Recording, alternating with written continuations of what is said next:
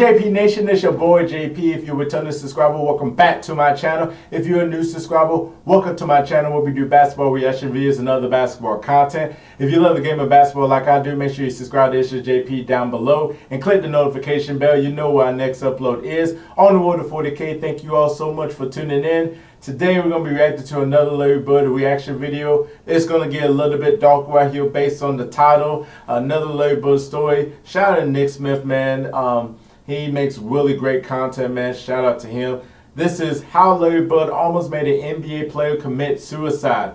Wow, that must have been some deep trash talking and some personal stuff Ladybird must have been saying to this guy. Or maybe Ladybird got in his head so badly that he almost tried to... I don't want to get into it, man, because it's just like, it's super dark right there, you know. But hey, we're going to take a look at the reaction video. Shout out to one of my subscribers wanted me to that recommend this video. I'm definitely going to go ahead and react to it, man. And definitely, you know, I got this doobie energy. I got to keep myself up at night, man, because doobie energy really helps me get my content, you know, going. It gets my brain going in terms of ideas and everything. Because like I said, it's not easy making content, you know, late at night though. But, you know, this doobie energy helped me get things done.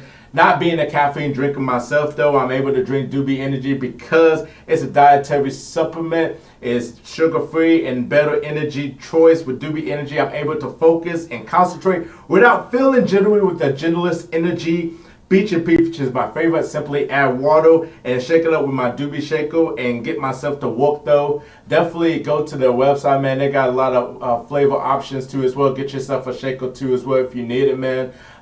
Definitely one of my sponsors. Shout out to Doobie Energy, man. I really love their flavors. I really love what they're doing, man. They're definitely doing big things, man. So definitely get yourself some Doobie Energy if you're not a caffeine drinker, and you can have sugar-free and it's a dietary supplement. Like I said, use the promo code Itzjustjp to get 10% off your order. Shout out to Doobie Energy, man.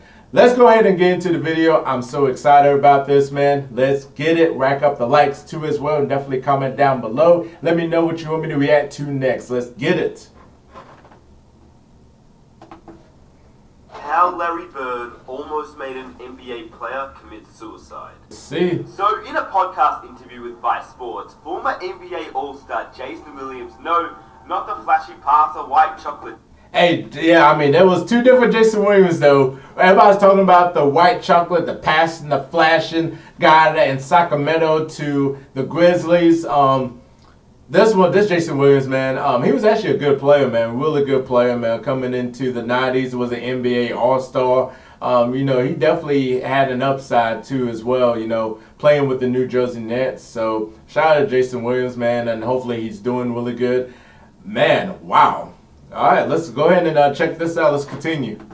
Jason Williams. This Jason Williams in the interview played in the 1990s for the 76ers and the New Jersey Nets. And, 76ers, well, he yep. talked about what it was like as a rookie playing against the great Larry Bird. Now, this interview was conducted a while ago now, but I found this story absolutely insane, and I'm surprised it hasn't been publicized more, so that's why I'm here, telling you stories that you may have never heard of.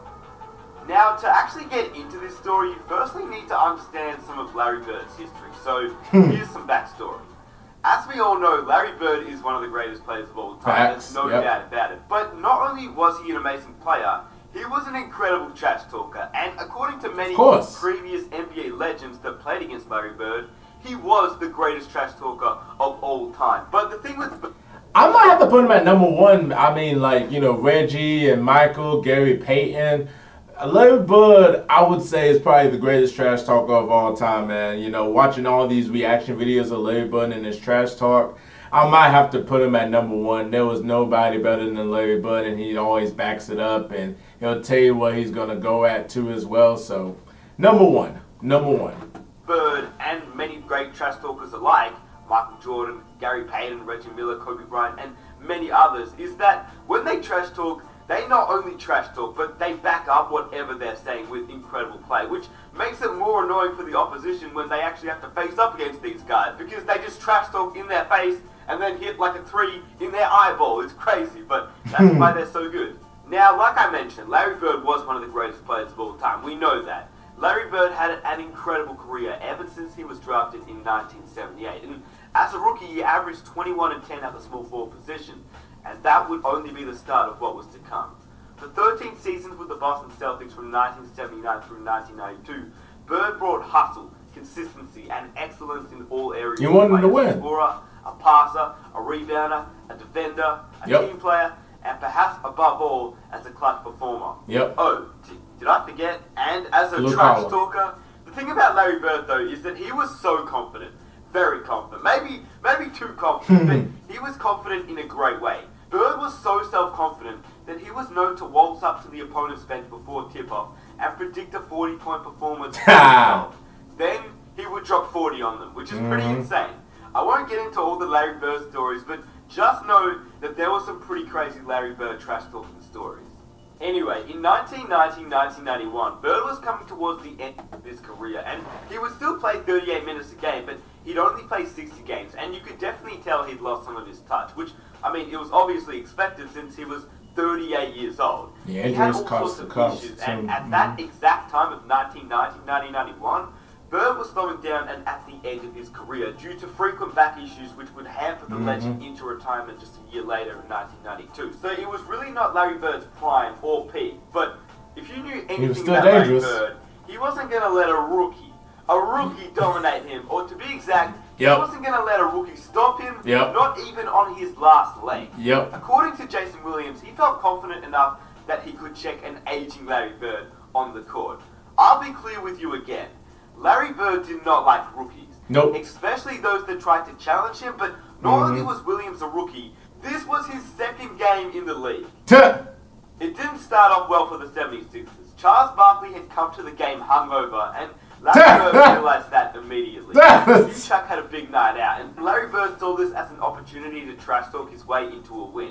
Not only did Bird start trash talking him, but he was lighting him up on the court. Larry Bird was hitting 3 after 3 after 3 on Barkley, and he couldn't do anything to stop it. I get there, and Charles Barkley comes to the game hungover. You know? You could smell it on him. Boy, it smells like a sailor, man. Like possum nuts, you know? So, Larry Bird comes in the game, they started, and he goes, Charlie, you've been out all night, man. Here, take this with you. Boom. He starts lighting it up.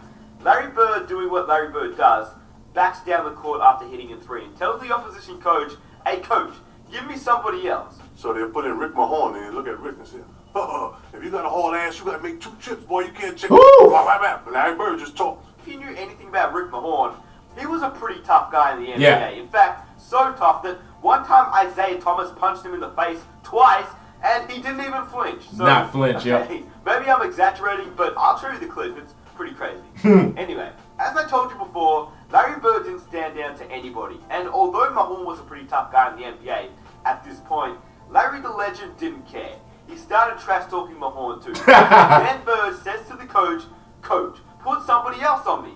And so he did.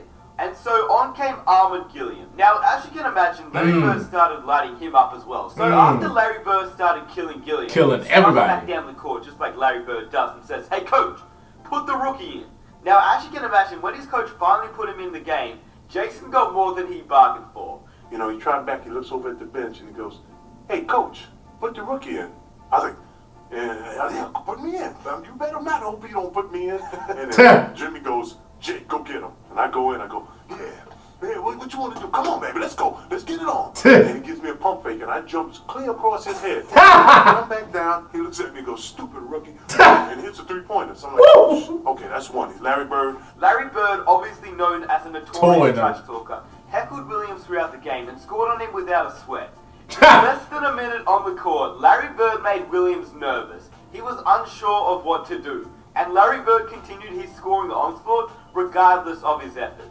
Once Williams had enough, he challenged Larry Bird to a duel in the post, which ended even worse. Not only was Williams losing confidence, but Larry Bird showed no mercy. So I'm like, okay, the next time I'm just going to play him this way, I'm not going to jump. And he's laughing, his third goes, you're not going to jump against the Birdman? Whack! That's enough. So 6 points in not 25 seconds. So I go, shit, now what do I do? So I'm caught between the fight and shit, so I'm just... I'm like half jumping, half jumping. I look like a damn orangutan. What to do? Now I'm panicking, and he just gives me a pump fake, crosses over, hits another. Got 9 points now, man. Damn. Bird called for a post play, spun around Williams, and dunked the ball before Jason could realize what happened. Wow. Post me up. 5 down, he calls. They throw the ball in the post. He pump fake, goes around and dunks on me. Now I'm like, oh shit. I got dunked on by a white man who's on the end of his career. Ladybird. It's a wrap now. From that point on, Williams not only doubted if he should be playing NBA basketball, but he contemplated suicide for a brief moment. I'm starting to think when we run back down, maybe I shouldn't play basketball. Maybe I wasn't that good. Maybe I should have been a brick mason.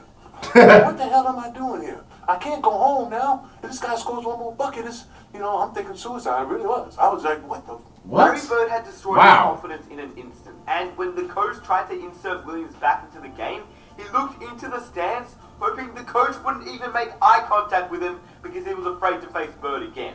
So the second half starts, and I'm on the bench, and he starts lighting up Charles Barkley again. He's lighting up Rick Mahorn. He's lighting up Armageddon, right? And the coach comes down to the bench. You got nobody else to put in the game. He looks at me, and I start looking into the stands with the fans. I wouldn't give no eye contact to me lying to the coach. And I'm like, please, don't put me back in there with that white guy. Please, whatever you do. It was the first time in my life I was ever so scared to be on a basketball game.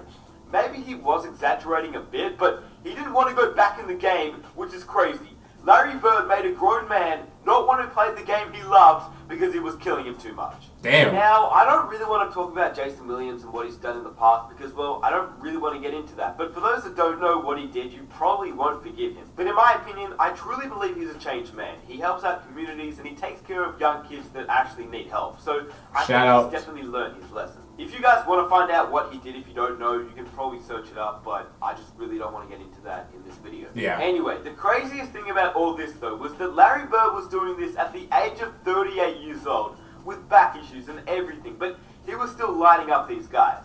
I can just imagine what type of trash Bird would have talked in his prime, but the most hilarious thing about all this was that Williams was so distraught about how a white guy dunked on him, and what made it worse was the fact that it was Larry Bird, and he was super old. And I hope you guys enjoyed the video. I just thought it would be a really interesting video for those that didn't know about Larry Bird and his savageness, and to be honest with you, Jason Williams was probably exaggerating a little bit when he said that he was contemplating killing himself and suicide, but he openly admitted that he was scared to face Larry Bird again, so that's pretty crazy. Larry Bird made a grown man scared to play him at the age of 38 years old. Anyway, if you guys enjoyed this video, please subscribe. Yeah, man, shout out to Nick Smith for a wonderful video, man. Yeah, I think I agree with him. Like, Jason Williams was just probably over exaggerating about the suicide and all that, because that's just a real serious issue and all that, like, he's probably more like, man, I would not want to go back in against Larry Bird. Larry Bird was lighting everybody up in that game. Oh my goodness gracious. Charles Barkley, it doesn't matter. Charles Barkley, Rick Mahorn, Jason Williams, Gillian, doesn't even matter. He was lighting everybody up, was giving people the business. That was hilarious as hell that Charles Barkley came in home. That tells you about the NBA at that time. So, but yeah, Larry Bird was giving people the business. When he's motivated and wants to score 40, 50 on you and all that. Even when he was aging and stuff, if he feels like he's getting motivated, he's going to do whatever it takes to trash talk and back it up too as well. And you're making a grown man not thinking about playing basketball and just making him lose confidence in just one game just because he was killing you and all that. But that's how it is with rookies, though, to be honest with you. Like, if you heard the story about Allen Iverson when, like, he never got his ass busted by anybody, but when he faced Kevin Johnson just really just busted his ass because he was just smarter than Allen Iverson was because he was just only a rookie and stuff. And AI was just crying in the locker room, and he never felt so defeated and all that. Paul Pierce getting destroyed by Grant Hill when he was a rookie, and he just felt so defeated. Like, I mean, everybody goes through those moments of when they get their butts busted, when they really know that they're in the league. They are in the league. So, Jason Williams is not the only player, obviously, right there. But yeah, that's just crazy. about that story though. So definitely let me know your thoughts about this story down below, and let me know what you want me to react to next. Make sure you subscribe to Itzjustjp for more content, more reaction videos, and click the notification bell. You know where our next upload is. Thank you all so much for tuning in. I'm JP, and we out of here. Peace.